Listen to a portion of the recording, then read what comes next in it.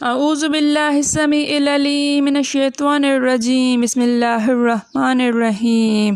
رب اشرح لی صدری ویسر لی امری واحلل عقدۃ من لسانی یفقہوا قولی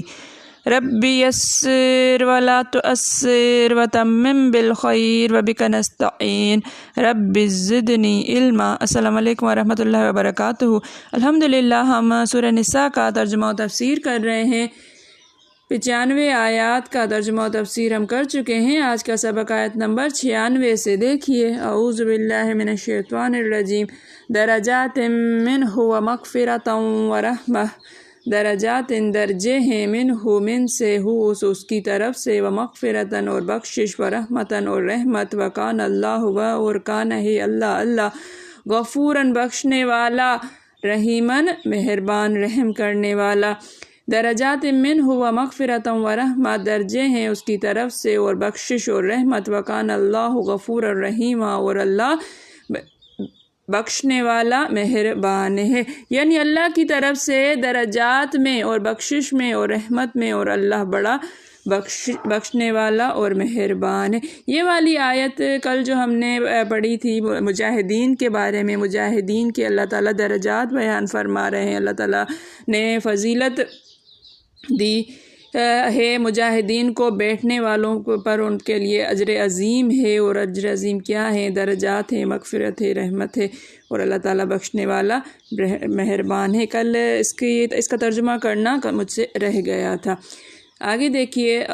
ان الذین توفاہم الملائکۃ ظالمی انفسہم قالوا فیم کنتم، ان الذین، ان بے شک، الذین وہ لوگ جو توفاہم توفا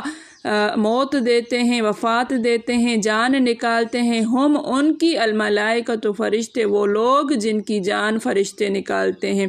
ظالمی انفسہم، ظالمین ظلم کرتے تھے، انفس نفسہم اپنی جانوں پر، جو اپنی جانوں پر ظلم کرتے تھے، قالوا وہ کہتے ہیں، فیم کنتم، فی میں، ما کیا، یعنی کس حال میں، کیا حال تھا تمہارا، کن تھے تم تھے، کس حال میں تھے تم، قالو وہ کہتے ہیں، کننا ہم تھے، مستضعفین بے بس، کمزور، فی الارض، فی میں، الارض زمین میں، ہم تو زمین میں بے بس تھے، قالو وہ کہتے ہیں، الم تکن ارض اللہ واسعہ، کیا لم نہیں، تکن تھی، ارض زمین، اللہ کی واسعہ وسیع، کیا اللہ کی زمین وسیع نہیں تھی، فتہاجروا فیہا، پس تہاجروا تم ہجرت کر جاتے، فیہا فی میں، ہا اس میں، تم اس میں ہجرت کر جاتے، فاولئک مأوا ہم جہنم، پس اولئک یہی وہ لوگ ہیں، مأوا ٹھکانہ ہے، ہم ان کا، جہنم، وساءت مسیرا، وساءت برا ہے، مسیرا پہنچنے کی جگہ، بہت ہی بری ہے پہنچنے کی جگہ۔ ان الذین توفاہم الملائکۃ ظالمی انفسہم، وہ لوگ جنہوں نے جو اپنی جانوں پر ظلم کرتے تھے، ان کی جان نکالتے ہیں فرشتے، قالوا فیم کنتم، وہ کہتے ہیں، یعنی فرشتے کہتے ہیں کہ تم کس حال میں تھے، قالوا کننا مستضعفین فی الارض، وہ لوگ کہیں گے ہم زمین میں بے بس تھے، قالوا الم تکن ارض اللہ واسعہ، فرشتے کہتے ہیں کہ کیا اللہ کی زمین وسیع نہیں تھی، فتہاجروا فیہا، پس تم اس میں ہجرت کر جاتے، فاولئک مأواہم جہنم وساءت مسیرا، پس یہی وہ لوگ ہیں، ان کا ٹھکانہ جہنم ہے، اور بری ہی پہنچنے کی جگہ ہے۔ الا المستضعفین، الا مگر، سوائے، مستضعفین بے بس، کمزور، من الرجال من سے، رجال مردوں میں سے، والنساء اور عورتوں میں سے، والولدان اور بچوں میں سے، یا لا یستطیعون وہ استطاعت نہیں رکھتے، وہ نہیں کر سکتے تھے، حیلتن کوئی تدبیر، ولا یہتدون اور لا نہیں یہتدون پاتے تھے، سبیلا کوئی راستہ، الا المستضعفین من الرجال والنساء والولدان،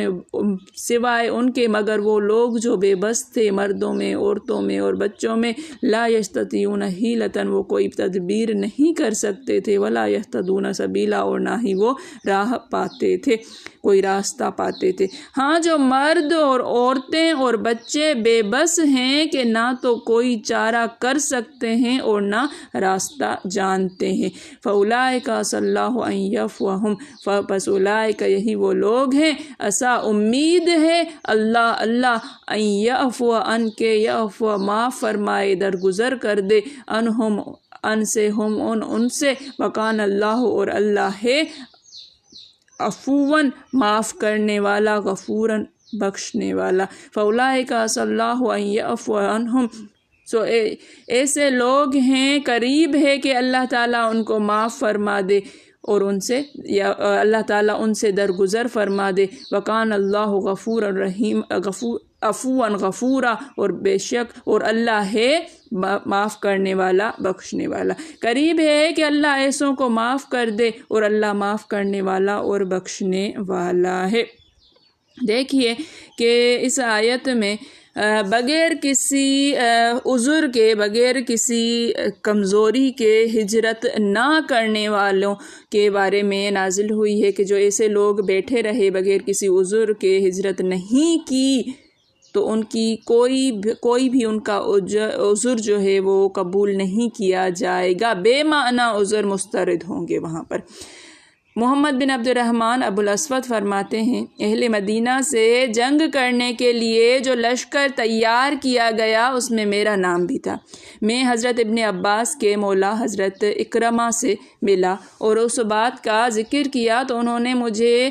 اس میں شمولیت کرنے سے بہت سختی سے روکا اور کہا، سنو، حضرت ابن عباس سے میں نے سنا ہے کہ بعض مسلمان لوگ جو حضور صلی اللہ علیہ وآلہ وسلم کے زمانے میں مشرکوں کے ساتھ تھے اور ان کی تعداد بڑھاتے تھے، بسا اوقات ایسا بھی ہوتا کہ ان میں سے کوئی تیر سے ہلاک کر دیا جاتا یا مسلمانوں کی تلواروں سے قتل کر دیا جاتا۔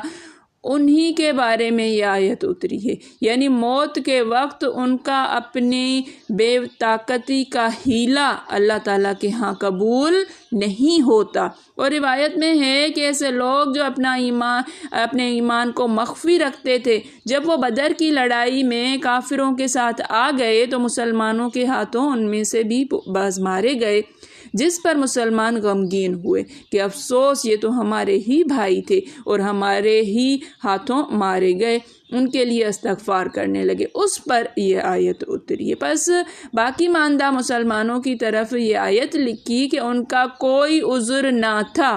کہا یہ نکلے اور ان سے مشرکین ملے اور انہوں نے تکیہ کیا، پس یہ آیت اتری، وَمِنَ النَّاسِ مَن يَقُولُ آمَنَّا بِاللَّهِ وَبِالْيَوْمِ الْآخِرِ وَمَا هُمْ بِمُؤْمِنِينَ۔ حضرت اکرمہ رضی اللہ تعالیٰ عنہ فرماتے ہیں، یہ آیت ان لوگوں کے بارے میں اتری ہے جو اسلام کا کلمہ پڑھتے تھے اور تھے مکہ میں ہی۔ ان میں علی ابن امیہ بن خلف اور ابو قیس بن ولید بن مغیرہ اور ابو منصور بن حجاج اور حارث بن زمعہ تھے۔ ضحاک رحمۃ اللہ کہتے ہیں، یہ ان منافقوں کے بارے میں اتری ہے جو رسول اللہ صلی اللہ علیہ وسلم کی ہجرت کے بعد مکہ میں رہ گئے، پھر بدر کی لڑائی میں مشرکوں کے ساتھ آئے، ان میں سے بعض میدان جنگ میں کام بھی آ گئے۔ مقصد یہ ہے کہ آیت کا حکم عام ہے، ہر اس شخص کا جو ہجرت پر قادر ہو پھر بھی مشرکوں میں پڑا رہے اور دین پر مضبوط نہ رہے، اور اللہ تعالیٰ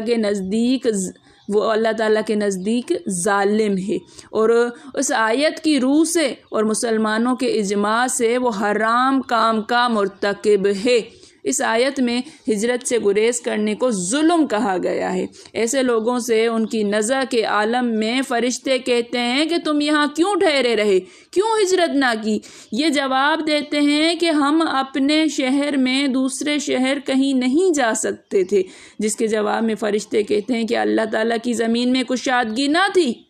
ابو داؤد میں ہے، جو شخص مشرکین میں ملا جلا رہے، انہی کے ساتھ رہے سہے، وہ بھی انہی جیسا ہے۔ سدی رحمۃ اللہ فرماتے ہیں جبکہ حضرت عباس، عقیل اور نوفل گرفتار کیے گئے تو آن حضرت صلی اللہ علیہ وسلم نے فرمایا عباس تم اپنا فدیہ بھی دو اور اپنے بھتیجے کا بھی۔ حضرت عباس رضی اللہ تعالیٰ عنہ نے کہا یا رسول اللہ صلی اللہ علیہ وآلہ وسلم کیا ہم آپ کے قبیلے کی طرف نمازیں نہیں پڑھتے تھے؟ کیا ہم کلمہ شہادت ادا نہیں کرتے تھے؟ آپ نے فرمایا عباس تم نے بحث تو چھیڑی لیکن اس میں تم ہار جاؤ گے۔ سنو اللہ جل شانہ فرماتے ہیں پھر آپ نے یہی تلاوت فرمائی یعنی تم نے ہجرت کیوں نہ کی؟ پھر جب لوگوں کو ہجرت کے چھوڑ دینے پر ملامت نہ ہوگی ان کا ذکر فرماتا ہے کہ جو لوگ مشرکین کے ہاتھوں سے نہ چھوٹ سکیں اور اگر کبھی چھوٹ بھی جائیں تو راستے کا علم انہیں نہیں، ان سے اللہ تعالیٰ درگزر فرمائے گا۔ وہ کمزور ہیں، وہ معذور ہیں، انہیں راستے کا علم نہیں، وہ چھوٹ نہیں سکتے تھے، وہ انہوں نے نکلنے کی کوشش تو کی تھی۔ عسا کلمہ جو ہے اللہ کے کلام میں وجوب اور یقین کے لیے ہوتا ہے۔ عسا ان قریب امید ہے، اللہ درگزر کرنے والا اور بہت ہی معافی دینے والا ہے۔ حضرت ابو ہریرہ رضی اللہ تعالیٰ عنہ کا بیان ہے کہ رسول اللہ صلی اللہ علیہ وآلہ وسلم نے عشاء کی نماز میں سمع اللہ لمن حمدہ کہنے کے بعد سجدے میں جانے سے پہلے یہ دعا مانگی، اے اللہ عیاش ابو ربیہ کو، سلمہ بن ہشام کو، ولید بن ولید کو اور تمام بے بس ناطاقت مسلمانوں کو کفار کے پنجے سے رہائی دے۔ اے اللہ اپنا سخت عذاب قبیلہ مضر پر ڈال۔ اے اللہ ان پر ایسی قحط سالی نازل فرما جیسی حضرت یوسف کے زمانے میں آئی تھی۔ ابن ابی حاتم میں ہے،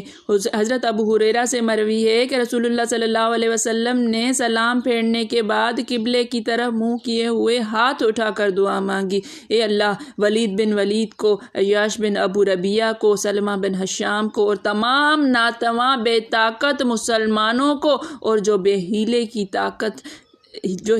طاقت رکھتے ہیں نہ راہ پانے کی، کافروں کے ہاتھوں سے نجات دے۔ ابن جریر میں ہے حضور صلی اللہ علیہ وسلم ظہر کی نماز کے بعد یہ دعا مانگا کرتے تھے۔ حضرت ابن عباس فرماتے ہیں رضی اللہ تعالیٰ عنہ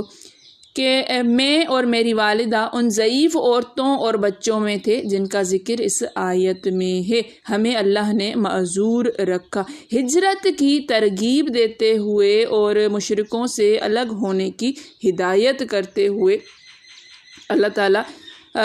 فرماتا ہے کہ اللہ کی راہ میں ہجرت کرنے والا ہراساں نہ ہو۔ یہ انشاءاللہ اگلی والی جو ہم پڑھیں گے وَمَن يُهَاجِرْ فِي سَبِيلِ اللَّهِ، اس کی مد میں یہ والی تفسیر ہم پڑھیں گے۔ اللہ تعالیٰ سمجھنے کی توفیق عطا فرمائے۔ میرے پڑھانے میں، آپ کے پڑھنے میں، میرے سمجھانے میں، آپ کے سمجھنے میں کوئی غلطی، خطا، بھول چوک ہو گئی ہو تو میں اللہ کے حضور میں توبہ کرتی ہوں اور معافی کی خواستگار ہوں۔ ربنا تقبل منا انک انت السمیع العلیم۔ السلام علیکم ورحمۃ اللہ وبرکاتہ۔